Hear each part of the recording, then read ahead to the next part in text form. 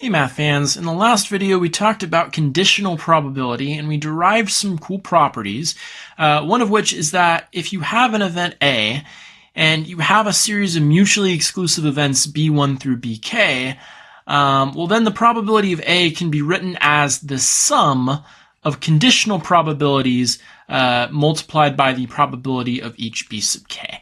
And we use that in order to essentially prove the Monty Hall problem, or really this works for any general graph like this. Okay, so today I have a couple of really interesting examples as well dealing with conditional probability. And the first one is the secretary problem, also called the suitor problem. Anytime that you have some sort of list and you want to optimize and choose the best of that list without necessarily going through the entire thing. Okay, so this of course works if you're dating or if you're trying to find the best employee. Okay, so what is the secretary problem? A job employer would like to hire the best candidate out of n applicants without interviewing all of them. Here are the rules.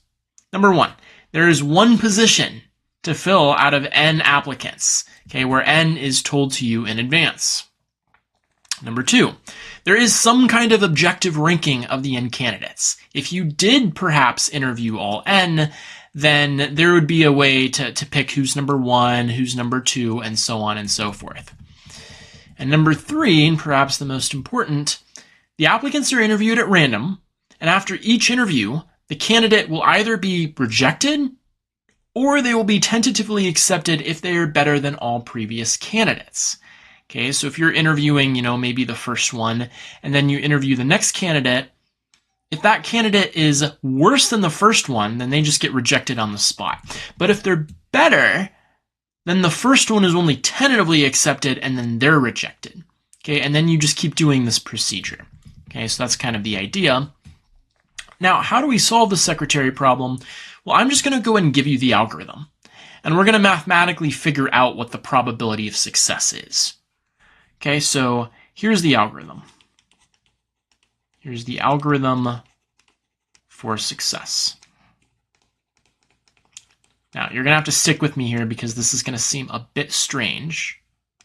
But here's what we're going to do. So, out of n candidates, we're going to go ahead and define R, just the variable R. We're going to define that to be the stopping point,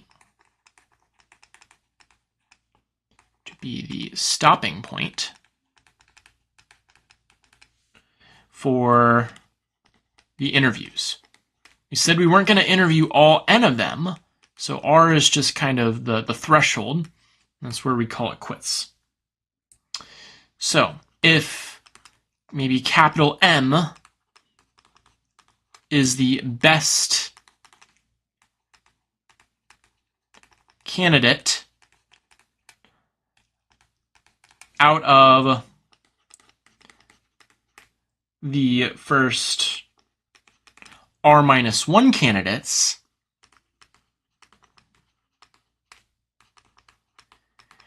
here's how you're going to select the best candidate.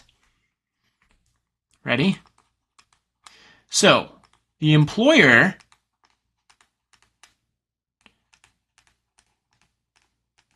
chooses to just permanently accept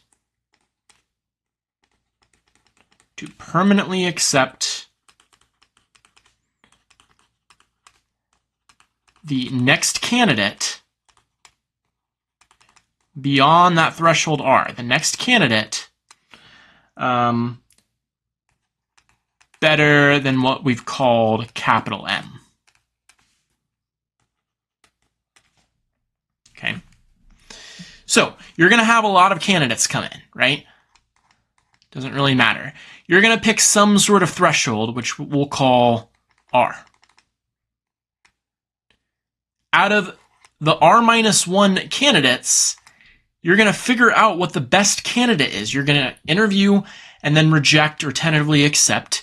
And whichever one of those is capital M, maybe it's that one, for instance, you're automatically going to reject everybody in this move pool and then accept the next person from the rest. You're going to accept the next person blindly that is better than capital M.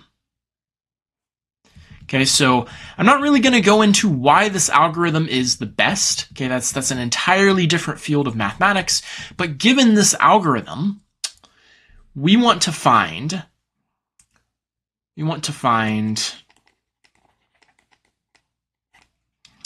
P of R, which is the probability that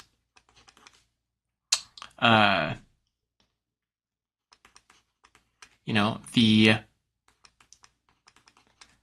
ith candidate is selected and the ith candidate is the best.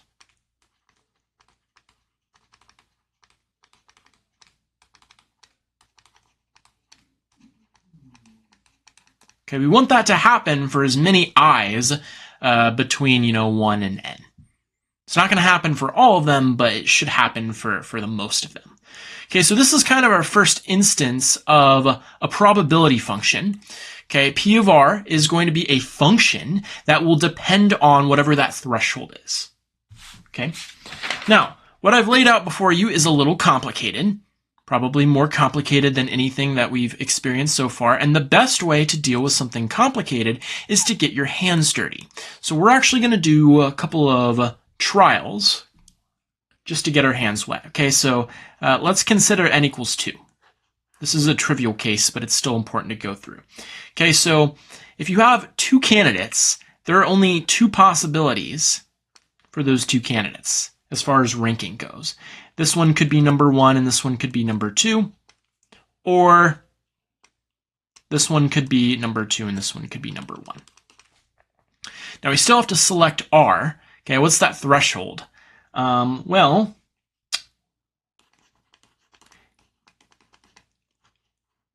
if R equals 1, the algorithm says that we pick the best candidate.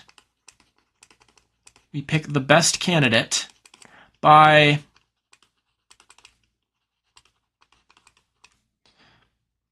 so we pick the best candidate from the first r minus 1, so in this case 1 minus 1, which is 0. Okay, reject all of them,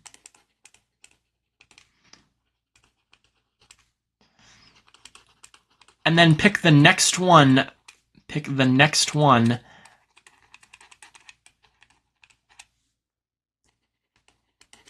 better than the rejected ones.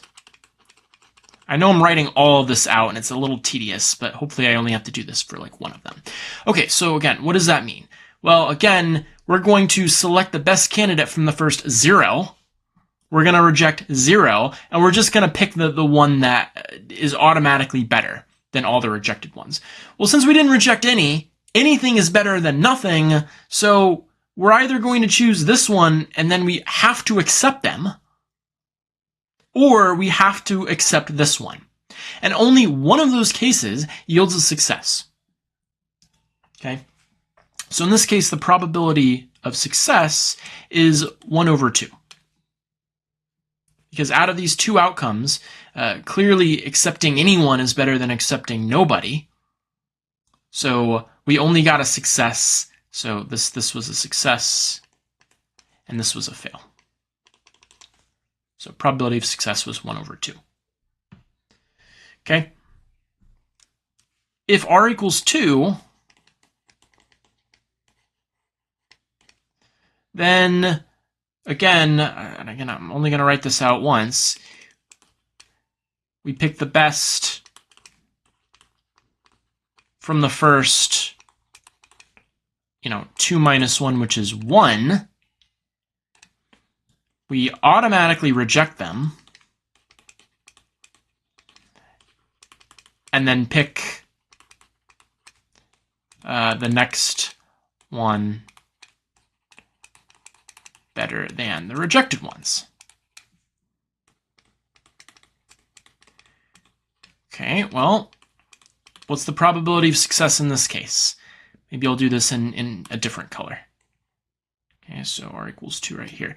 Okay, so in this case, now the threshold, instead of being right here, the threshold is actually, right here. Okay, so what does that mean? Well, it means that you look at all the previous candidates and pick the best one. Well, since there's only one of them, you have to just select that one as the best one. Okay, so this one is the best one. And then you reject them. And then you automatically pick the one, the next best one. Okay, well, in this case, in the first case, you're rejecting the best one, which means that you have to accept the not best one. So this is a fail.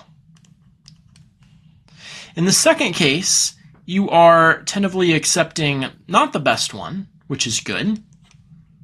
And then you're accepting the next one that is better than that, so you actually are accepting the best one. So this is a success. Okay, so in this example,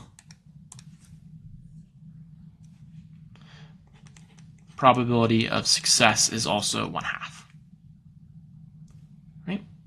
Now, there really isn't a clear winner here. Doesn't really matter which one you pick. You can either interview the first one, or you could just blindly pick one of them. I think it's pretty intuitive that if you have two people, it's a toss either way. Okay. Now, let's do n equals 3. And that is our first instance of a non-trivial case. So we're going to have 6 possibilities, which I'm going to list out right now. All right, so I went ahead and enumerated all the possibilities below. Okay, so in this instance, for example, the first person is the second best, the second person is the first best, third person is the third best. All right, now, let's go ahead and consider all the cases. So if r equals 1, it's pretty trivial because you're not rejecting anyone and you're just blindly hiring the first person that you pick. Okay, but the probability of success then, the first person that you pick has to be a 1. Okay, so that only occurs for this one and this one. Okay, so really it's always going to be 1 divided by n. So in this case, the probability of success is just 1 in 3. It's not really interesting. Okay, if r equals 2, then it gets a little more interesting. So that means that our threshold is going to be right here.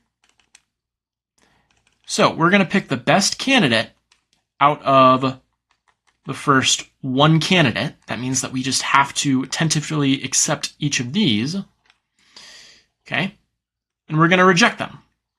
And we are going to hire the next person that is better than this candidate. Well, in the first case, we're rejecting the best. Okay, so that's automatically a fail. Right? In the second instance, similarly, that's a fail. In the third instance, we're rejecting the second best. And the next person better than that just happens to be the first best, which is what we wanted. So that is a success. In the fourth case, we're rejecting the second best.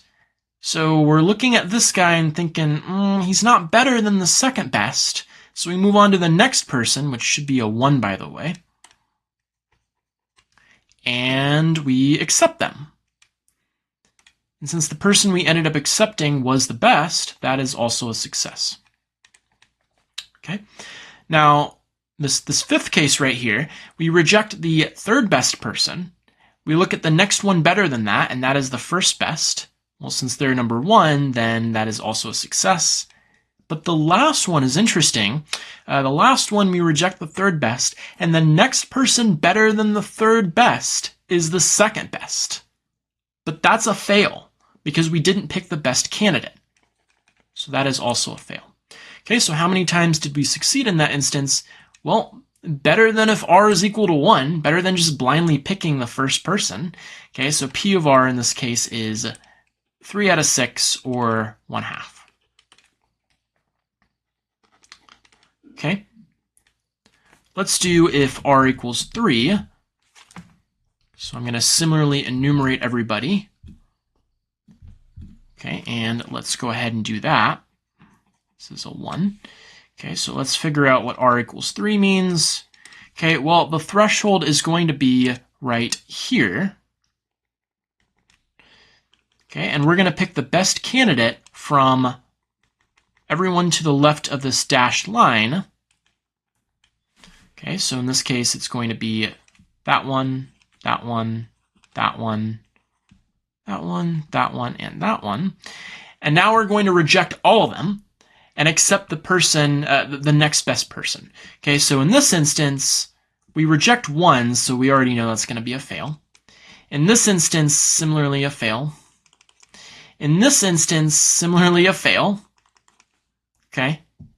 In this instance, we're rejecting the second best, and we are automatically accepting the first best, so that is a success. Okay. Here we're rejecting the first person, so that's a fail. And then here we're rejecting the second best and automatically hiring the first best, so that's a success. Okay, so a non-trivial case, but it turns out that if r equals 3, the probability of success is equal to 2 out of 6, or 1/3.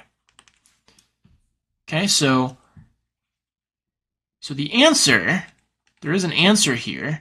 The answer, if n equals 3, then r should be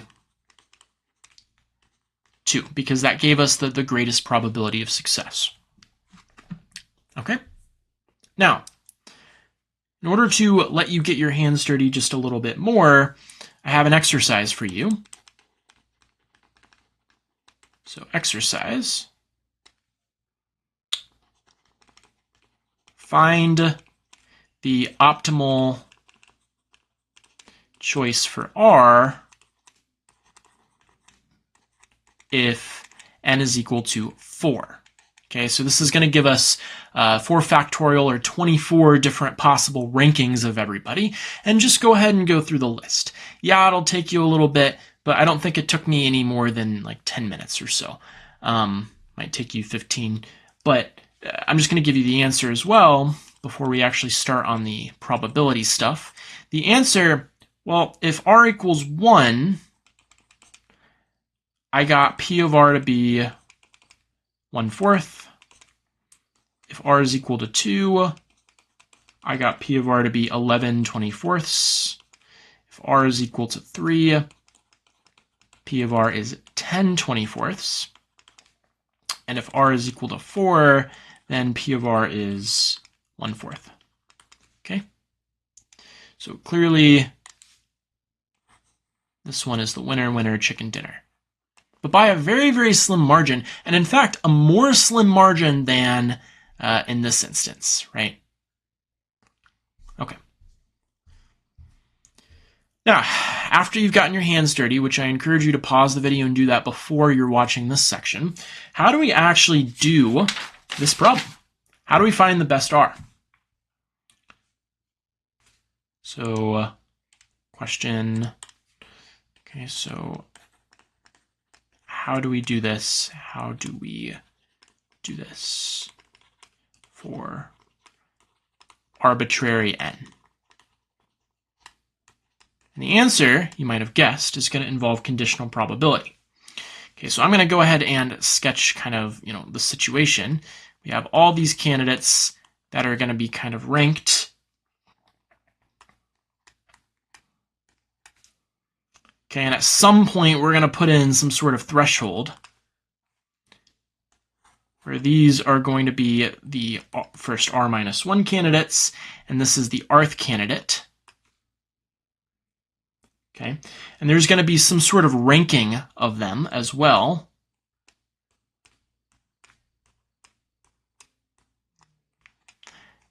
And what we want is for any, say ith candidate,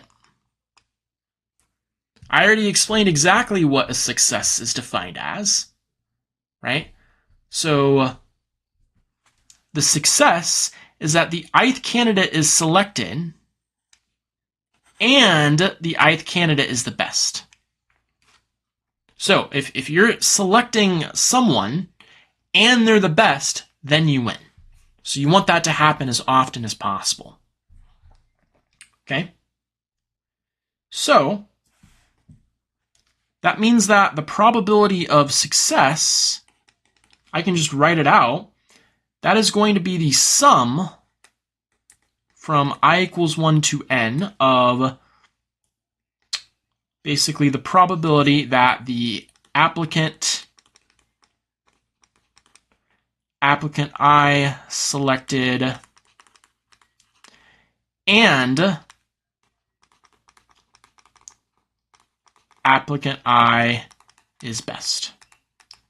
So the applicant I is we select them and they're the best. Okay, and I'm probably going to abbreviate applicant as app.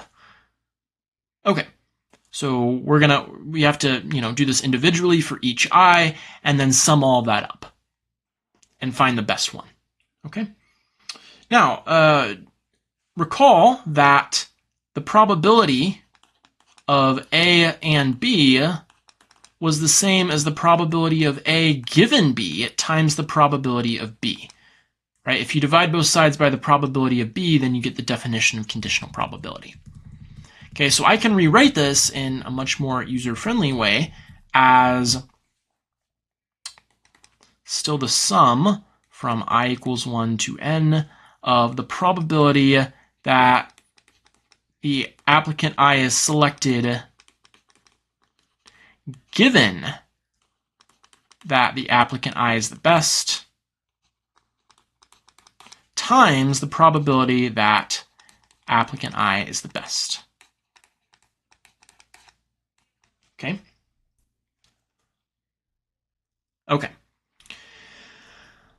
Now, what does it mean that you're selecting applicant I given that applicant I is the best? Well, you're only going to select applicant I when the best of the I-1 candidates are right here. Okay? So, in other words, if I is somewhere like right here, we need the best of all of these candidates. Call it capital M. It doesn't really matter. Capital M could be right here, or it could be right here or wherever. But we need this to live somewhere over here in the R-1 land. Because then you reject that person automatically. And then since the ith person is the best, that means when you get to them in line, all these other ones past the R threshold will get rejected because they're not the best. And then when you get to the ith candidate, you will select them. Okay, so this is the same as saying that the best person of the I-1 lives somewhere in the R-1. Okay, so let me write that down. So that's going to equal the sum from I equals 1 to n of the probability that the best of the I-1 applicants is in the first R-1 applicants. Okay, and that's of course given that applicant I is the best. And that's times the probability that applicant I is the best. All right, now, a couple of things. The first thing that I can do is I know what the probability that applicant I is the best, because it's random. Okay. So if I just randomly select I, the probability that that person is the best, that's pretty easy. That's going to be 1 over n. So I can just replace that. The next thing that I can do is I can actually break this sum up. Instead of going from I equals 1 to n, I'm actually going to go ahead and break that up as follows. I'm going to break that up into two sums. The first sum is going to be from I equals 1 to r minus 1, okay, of this probability, which I'm actually going to do it this way.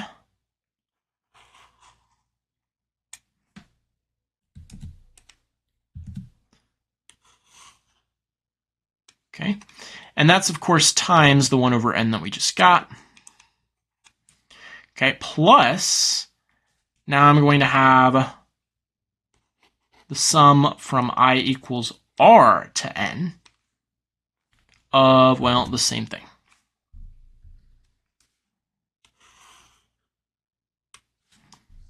Okay, and there's a very specific reason that I wanted to break it up like this.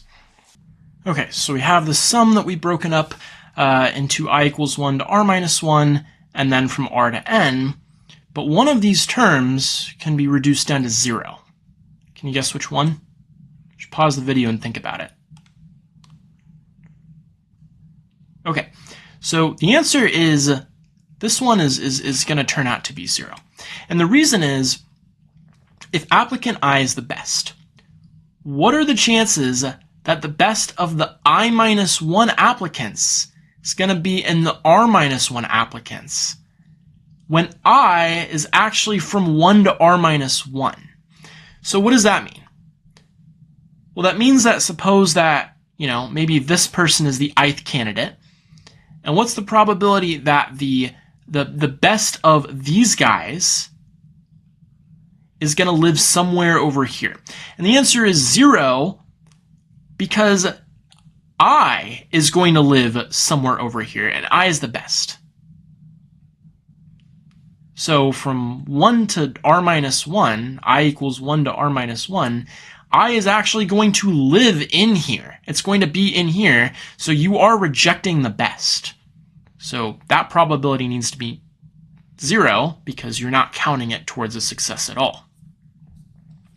Okay, so that just leaves this term, so let's go ahead and continue. We're actually very close to being done, if you can believe it. So I'm just going to go ahead and copy this.